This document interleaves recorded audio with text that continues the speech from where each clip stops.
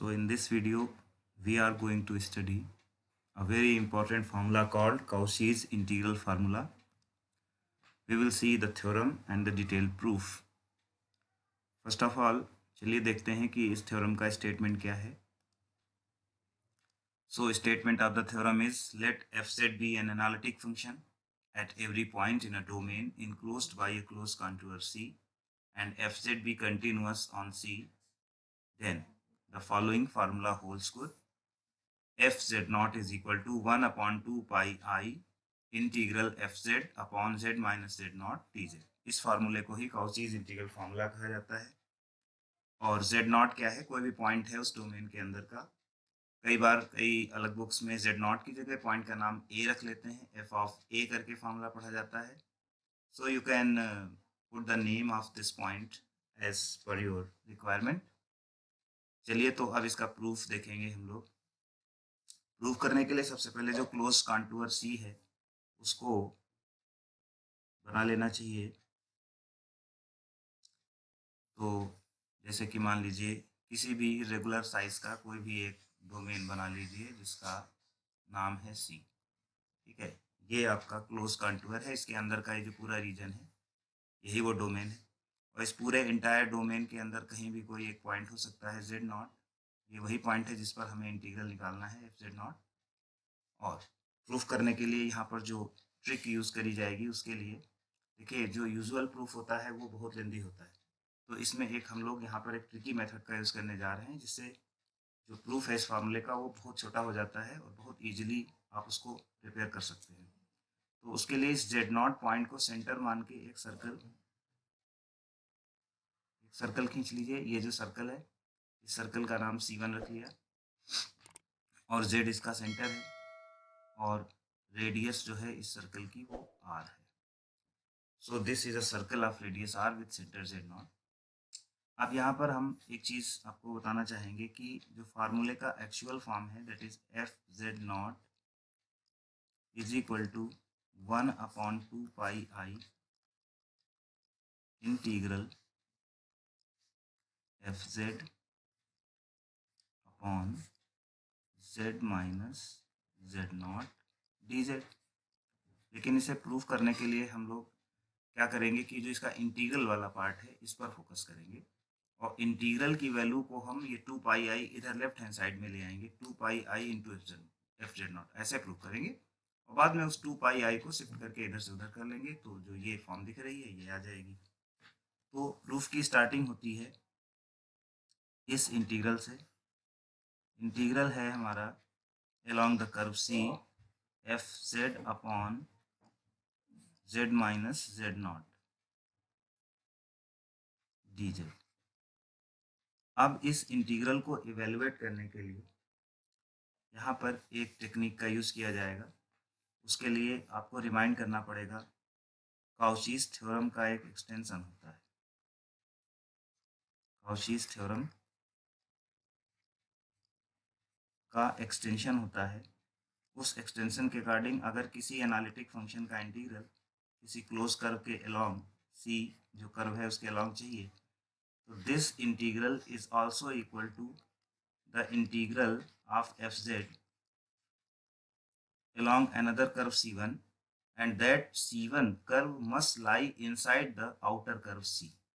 यानी अगर C के along किसी फंक्शन का इंटीग्रल चाहिए तो उस C के अंदर कोई दूसरा क्लोज कर्व C1 ले लीजिए और जो C के along fz का इंटीग्रल होता है वही C1 के along fz का इंटीग्रल होता है.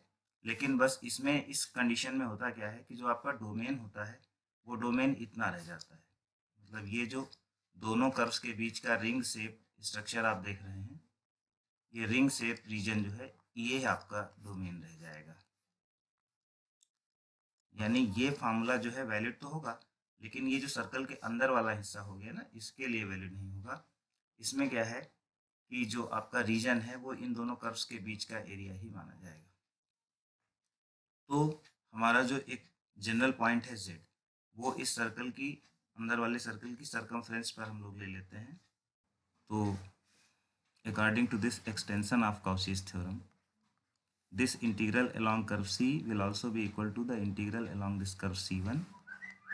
Function will be same fz upon z minus z naught dz. अब ये C1 जो कर्व है ये एक सर्कल है. सर्कल के अलॉन्ग अगर किसी फंक्शन का इंटीग्रल करना हो तो उसके लिए सबसे सरल तरीका ये होता है कि हम लोग पूरे सिस्टम को पोलर फॉर्म में कन्वर्ट कर लें, क्योंकि पोलर फॉर्म में आर और थीटा कोऑर्डिनेट्स होते हैं. सर्कल में जो आर होता है यानी रेडियस होती है वो कांस्टेंट होती है, यानी सर्कल की रेडियस वेरी नहीं करती. तो आर क्या हो जाता है कांस्टेंट, और वेरिएबल सिर्फ रह जाता है थीटा. और along the whole circle theta की जो लिमिट्स होंगी वो 0 से 2 पाई होती हैं. पूरा सर्कल कवर करने के लिए थीटा कितना होता है 0 से 2 पाई, यानी 360 डिग्री का पूरा एक कंप्लीट राउंड बनता है. तो इसलिए हम लोग क्या करेंगे कि इसको पोलर फॉर्म में कन्वर्ट करेंगे. पोलर फॉर्म में कन्वर्ट करने के लिए हमें एक सब्स्टिट्यूशन मानना पड़ेगा. सब्स्टिट्यूशन ये है कि जो हमारा सर्कल है ये C1, इसका इक्वेशन लिखते हैं सबसे पहले. सर्कल का इक्वेशन होगा, कॉम्प्लेक्स फॉर्म में सर्कल की इक्वेशन ये होती है mod of z minus Z not is equal to radius r.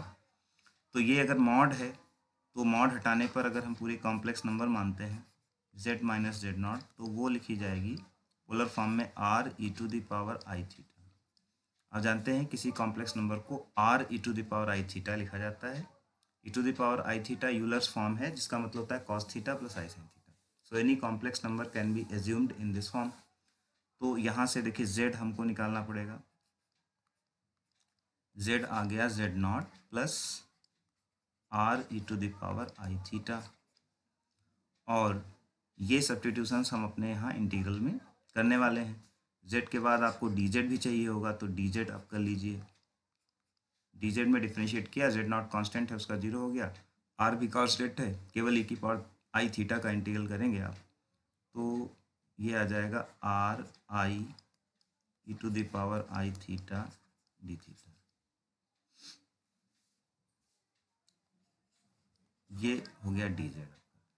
तो चलिए इन चीज़ों को यहाँ पर हम लोग पुटअप करते हैं. और C1 जो है fz में z की जगह हम रखेंगे z not plus r e की पावर i थीटा, नीचे z माइनस जेड नॉट की जगह आ जाएगा r e to the power i theta, r e to the power i theta. और dz हमने अभी भी निकाला है r i e to the power i theta D theta. अब यहाँ देखिए पोलर फॉर्म में चूँकि फंक्शन हमारा कन्वर्ट हो चुका है, तो हम अपनी लिमिट को अब थीटा में ले आते हैं. Theta is equal to 0 to 2 pi. ये हमारे इंटीग्रल की लिमिट्स हो गई. और ये देखिए कैंसिलेशन हो रहा है, यहाँ पे r e to the power i theta cancel हो रहा है, तो यहाँ पे बच रहा है f z not plus r e to the power i theta, और बाहर एक i बच रहा है और d थीटा बच रहा है. i चूँकि कांस्टेंट है तो उसको बाहर ले लीजिए इंटीग्रल के, 0 से 2 पाई इंटीग्रल है. और फंक्शन रह गया f z not plus r e to the power i theta D theta.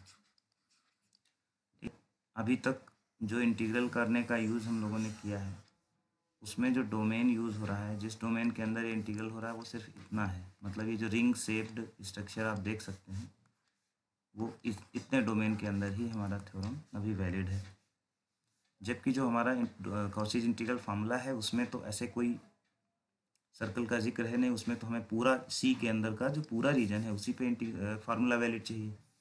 तो उसके लिए अब एक अप्रॉक्सीमेशन यूज़ किया जाएगा कि अगर हम इस सर्कल की जो रेडियस है उसको छोटा कर दें, मतलब ये जो आर है ये छोटी होती जाए, तो सर्कल सिकुड़ करके जो है वो छोटा होता जाएगा और छोटा होता जाएगा और छोटा होता जाएगा, और फाइनली यहाँ आके एक पॉइंट में कन्वर्ट हो जाएगा. तो हमें ये करना है कि ये जो रिंग शेप्ड डोमेन था ये पूरे सी के अंदर का जो पूरा रीजन है उसमें कन्वर्ट हो जाना चाहिए. तो उसके लिए ये जो सर्कल है ये श्रिंक होकर के इस पॉइंट पे जेड नॉट पे आ जाना चाहिए. और ऐसा करने के लिए जो आर है उसकी लिमिट लगानी पड़ेगी आर टेंडिंग टू 0. यानी हम लोग क्या देखेंगे कि ये अप्रॉक्सीमेशन हम लेंगे कि व्हेन r टेंड्स टू 0, तो क्या होता है इस लिमिट के लिए, जो हमारा पॉइंट z है वो जो सरकमफ्रेंस पे था सर्किल की पॉइंट यहाँ पे था z, और सेंटर क्या है z0, तो z पॉइंट कहाँ पर आ जाएगा, जब सर्कल सिकुड़ करके पॉइंट में कन्वर्ट हो जाएगा तो z हमारा सेंटर पे आ जाएगा।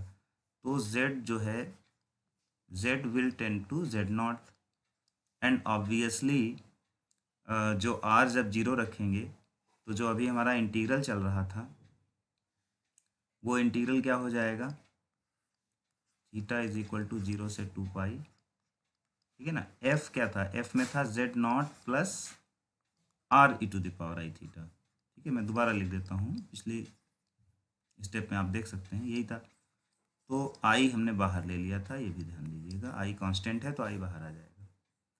अब r टेंडिंग टू 0 करने पर जो ये वाला पोर्शन है, ये वाला पार्ट 0 हो गया, तो इंटीग्रल सिर्फ कितना रह जाएगा, इंटीग्रल रह जाएगा 0 से 2 पाई एफ जेड नॉट, क्योंकि इस लिमिट को लेने के बाद, लिमिट हमने जब लगा दी r टेंडिंग टू 0, लिमिट क्यों लगाई गई वो भी हमने समझाया कि जो हमारा फार्मूला है वो हमें पूरे सी के अंदर प्रूव करना है, जबकि हमने उसको सरल करने के लिए इस सर्कल वाली थ्योरम का यूज़ कर लिया था, तो बाद में हमें उसको रिकवर करना था।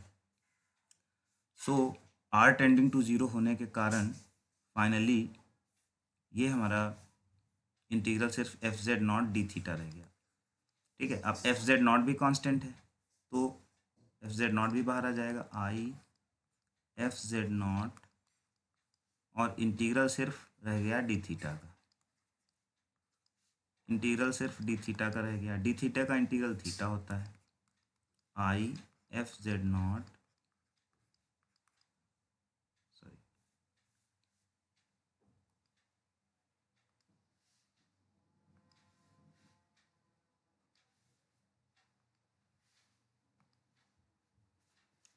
तो डी थीटा का इंटीग्रल होगा थीटा लिमिट्स फ्रॉम 0 से 2 pi I F Z not,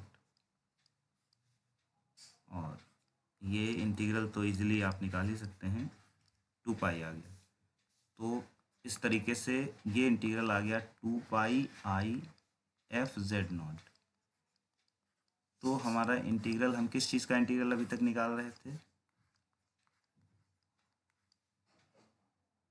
F Z upon Z minus Z not, इसका इंटीग्रल हमारा चल रहा था डी जेड।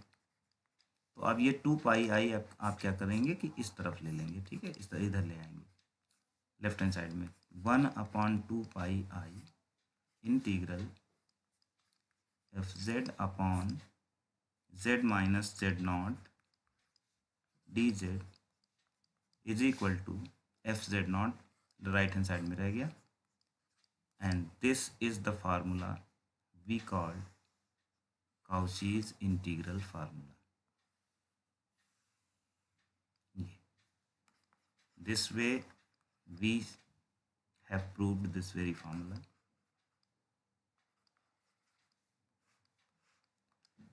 ठीक है ना। तो इस थ्योरम को इस शॉर्टकट मेथड से प्रूव किया जाएगा, और अगर आपको इसमें कोई पॉइंट समझ में नहीं आता है, कोई क्वेरीज हैं या कोई मिसअंडरस्टैंडिंग हो, तो आप उसको कमेंट में लिख सकते हैं और उसे डिस्कस करवा सकते हैं। तो इस वीडियो में इतना ही। Thank you for watching.